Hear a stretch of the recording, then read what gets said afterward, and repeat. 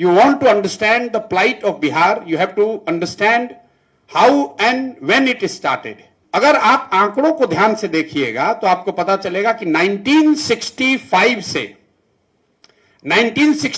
से पिछले वर्ष तक कोई ऐसा वर्ष नहीं गया है जब बिहार दूसरे राज्यों के मुकाबले किसी न किसी आंकड़े में पीछे न गया हो।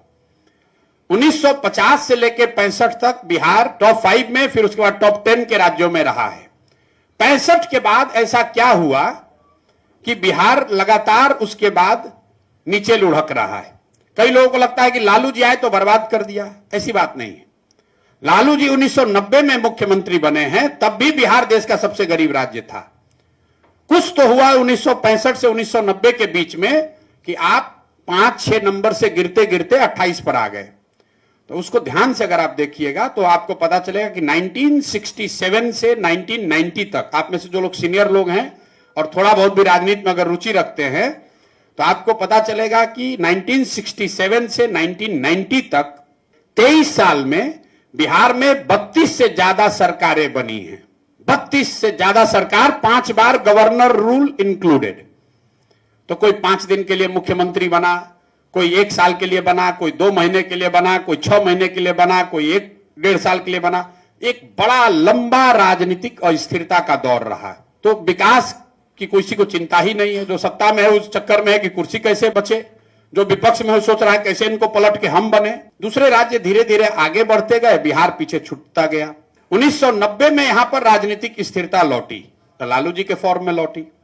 लालू जी की सोच है या रही उस समय कि सामाजिक न्याय से बिहार का विकास होगा। जो लोग बिहार के जमीनी स्थिति को समझते हैं उनको इस बात को मानने में गुरेज नहीं करना चाहिए कि लालू जी के शुरुआती सालों में जो उनकी सोच सामाजिक न्याय की थी, सही थी गलत थी, उससे जरूर समाज के एक बड़े वर्ग को फायदा हुआ है।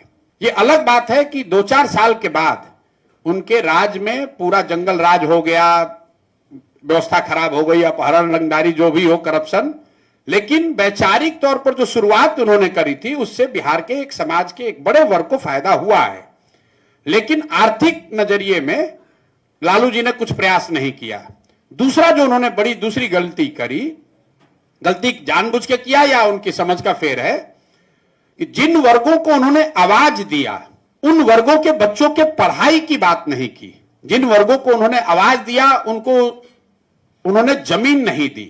और तीसरा, उन्होंने उन परिवार के लिए, अपने उन जाति के लोगों के लिए भी उन्होंने पूंजी व्यापार की व्यवस्था नहीं की। नतीजा क्या हुआ कि जिन वर्गों की राजनीति वो किए वो लोग भी और पीछे छूटते चले गए। वो आवाज लगा रहे हैं, लालू जी के नाम पर झंडा उठाए, उनका आवाज बुलंद किया, लेकिन उनकी अपनी शैक्षणिक या आर्थिक स्थिति नहीं सुधरी। उसके बाद 2005 में नीतीश बाबू आए। पहले 5 साल में आपको हमको बिहार सुधरता हुआ दिखा, बिल्कुल दिखा। वो इसलिए दिखा कि बेस इतना कम था, कमरे में अंधकार बहुत हो तो एक दिया भी कोई जलाएगा तो प्रकाश दिखने लगेगा। 2005 से लेकर 2012-13 तक नीतीश जी का जो 20 साल का शासन काल है, इसको 2 भाग में सीधे बांट दीजिए, तब आपको समझ में आएगा कि 65 से 90 में क्या हुआ। नीतीश कुमार वही हैं, व्यवस्था वही है, बिहार की सरकार वही है, समाज वही है, जाति वही है। लेकिन 2005 से लेकर 2012-13 तक जो नीतीश जी की सरकार चली उसमें बिहार सुधरता हुआ दिखा। और 2013 से लेकर अभी तक जो सरकार चल रही है उसमें आपको बिहार बिगड़ता हुआ दिख रहा है। ऐसा क्यों?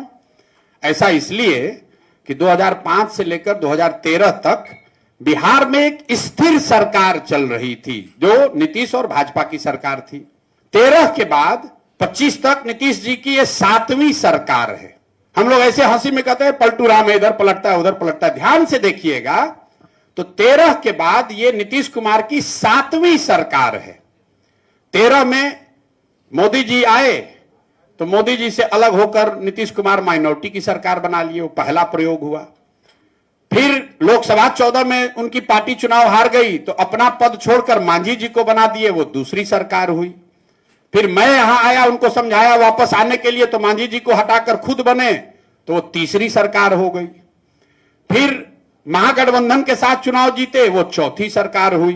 फिर 2 वर्ष में भाग के भाजपा में चले गए, वो 5वीं सरकार हुई। फिर भाजपा से भागे महागठबंधन में, वो 6वीं सरकार हुई। और फिर महागठबंधन से छोड़कर अभी आए हैं, ये 7वीं सरकार है। मैं क्यों आपको इतना लंबा बता रहा हूं नेता वही है, व्यवस्था वही है, समाज वही है, लेकिन नीतीश कुमार का पहला 10 साल और दूसरा 10 साल इसके आउटपुट में जमीन आसमान का फर्क है। क्योंकि 10 साल राजनीतिक तौर पर वो स्थिर थे, कुछ अच्छा कर रहे थे। अगला 10 साल अब उनको एक ही चिंता है, कुर्सी बची रहे। अंदाजा लगाइए कि 70 में जो मुख्यमंत्री रहा होगा उसकी भी यही चिंता है किस तरह कुर्सी बचा रहे। 80 में जो मुख्यमंत्री था उसको भी यही चिंता था कि हमारी कुर्सी बची रहे। तो राजनीतिक अस्थिरता का लंबा दौर और वैचारिक स्तर पर शिक्षा में इन्वेस्ट न करने की वजह से यहां पर परेशानी हुई। 1955 में बिहार और तमिलनाडु बराबर थे। आज तमिलनाडु का एनुअल बजट है 7.5 लाख करोड़, बिहार का एनुअल बजट है 2.8 लाख करोड़। आपसे 3-4 गुना बजट के टर्म में 4 गुना बड़ा हो गया है। One single differentiator has been the investment in education. जो द्रविडियन आंदोलन हुआ वहां पर भी यही हुआ, ब्राह्मणिकल ऑर्डर को हटाओ, जो यहां पर सामाजिक न्याय की बात है, यही द्रविडियन आंदोलन में भी हुआ है। The difference has been 2, 1 investment in education and second समाजवाद के नाम पर कैपिटलिस्ट को भगाया नहीं गया। बिहार में यह समाजवादी विचारधारा इतना अंदर चला गया है कि यहां पर कैपिटलिज्म को, बिल्कुल कैपिटल को लोग गुनाह मानता है। मुख्यमंत्री यहां किसी बिजनेसमैन से नहीं मिलते हैं, तमिलनाडु में, केरल में लोग मिल रहा है, यहां पर नहीं मिलता है। इसी वजह से हम लोग पीछे छूट गए।